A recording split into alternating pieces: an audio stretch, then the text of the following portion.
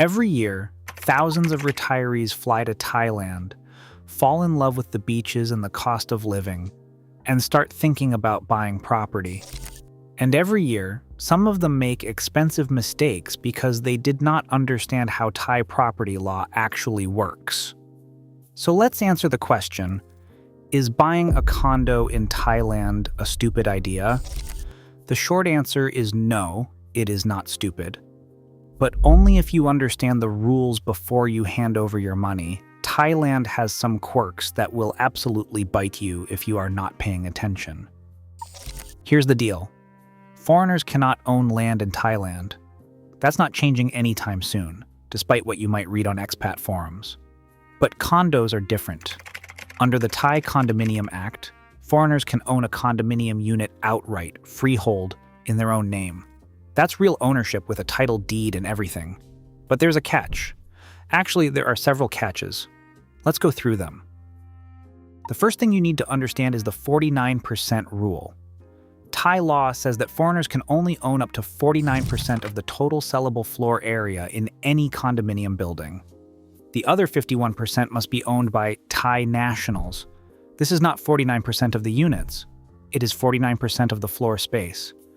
So if a building has a bunch of large penthouses bought by foreigners, those can eat up the quota fast. And once that 49% is gone, it is gone. No more foreign freehold ownership in that building. If you try to buy a unit after the quota is full, the land office will simply reject your ownership registration.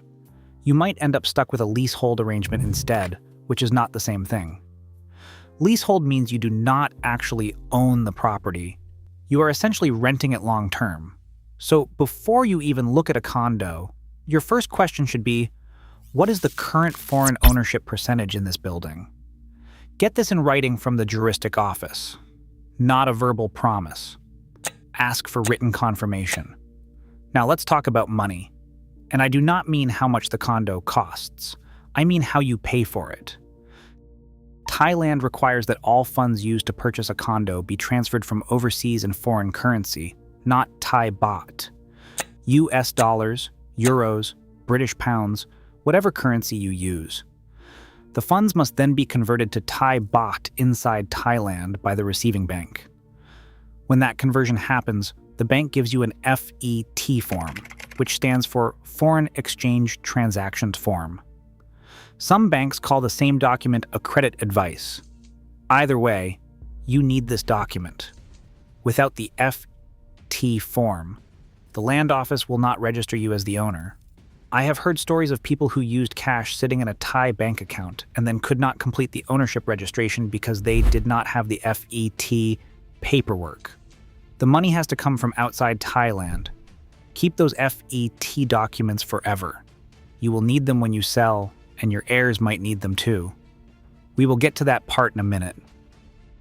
Now let's talk about the costs that most people don't think about until it's too late.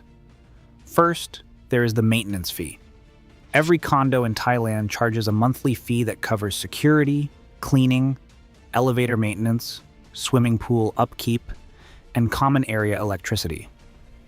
This usually runs between 20 and 90 baht per square meter per month, depending on how fancy the building is. For a typical 50 square meter unit in a mid-range Bangkok condo, you are looking at maybe 2,000 to 3,000 baht per month. That's around $60 to $90. Not huge, but it adds up over time. Luxury buildings can charge much more. Then there is the sinking fund. This is a one-time payment when you buy, meant to cover future repairs and upgrades to the building. It is usually around 10,000 to 20,000 baht, sometimes more. Transfer fees at the land office run about 2% of the registered value, typically split between buyer and seller. There is also stamp duty at 0.5%. If the seller has not owned the property for at least 5 years, there is a specific business tax of 3.3% instead of stamp duty. How these costs get divided depends on your purchase agreement, so read it carefully. The tropical climate in Thailand is harsh on buildings. The heat, humidity, and monsoon rains cause faster deterioration than what you would see in North America or Europe. Maintenance costs can increase over time, and some older buildings have serious structural issues. Ask about the building age and recent renovations before you buy. Now we need to talk about something that most YouTube videos skip over entirely. What happens to your condo when you die? This is where Thai law gets really unfriendly for foreigners. If you own a condo in Thailand and you pass away, your foreign heirs do not automatically inherit your ownership rights. The Condominium Act is very clear about this. Foreign freehold ownership is a personal right that essentially ends at death. If your heir qualifies under Section 19 of the Condominium Act, meaning they can prove they brought foreign currency into Thailand for the purchase value, they might be able to keep the unit. But if they don't qualify, or if the building's foreign quota is already full, they have 1 year to sell the condo. 1 year. And if they fail to sell it within that time, the Director General of the Land Department is authorized to sell it for them and keep 5% of the sale price before any deductions. So if you are planning to leave your Thai condo to your kids back in Australia or the UK or wherever, you need to do some estate planning. Talk to a lawyer who understands both Thai inheritance law and the laws in your home country. A Thai will might be necessary, and you need to make sure your wills do not contradict each other. By the way, lease agreements are even worse for inheritance. A lease is considered a personal contract in Thailand, and it terminates when the lessee dies. It is not automatically transferable to your heirs. Even with a succession clause in the lease, there is no complete legal guarantee.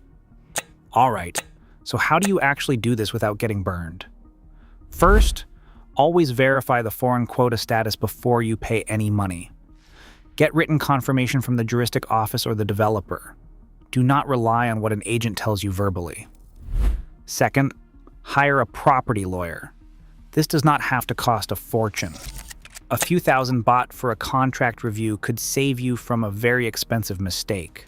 Look for someone who has experience with foreign buyers. Third, make sure all your money comes from overseas and get that FET documentation from the bank. Keep copies and backups. Fourth, do your due diligence on the building. How old is it? What is the sinking fund balance? Are there any pending legal issues? What is the mix of owners and renters? A building full of short-term Airbnb rentals might have different vibes than one full of long-term residents. Fifth, understand what you are buying. Make sure it is a registered condominium under the Condominium Act, not just an apartment building. Only registered condominiums allow foreign freehold ownership. If it is not registered as a condominium, you might only be getting possession rights through a lease agreement. And sixth, think about your exit strategy. Thailand's property market can be slow. Resale isn't always quick or easy. If you might need to liquidate in a hurry, renting might make more sense than buying. So what's the verdict? Buying a condo in Thailand is not a stupid idea. It's actually one of the few ways foreigners can own real property in Thailand legally and cleanly. It is better than trying to set up a Thai company to own land, which is increasingly scrutinized and can be classified as an illegal nominee structure. It is better than leasehold, because leasehold gives you no ownership rights and it terminates when you die. But you have to go in with your eyes open. Understand the 49% rule. Get your money transfer documentation right. Budget for the ongoing costs. Plan for what happens to the property when you are gone. Do it right, and you can enjoy owning a piece of Thailand for the rest of your life. Do it wrong, and you are just another cautionary tale on the expat forums.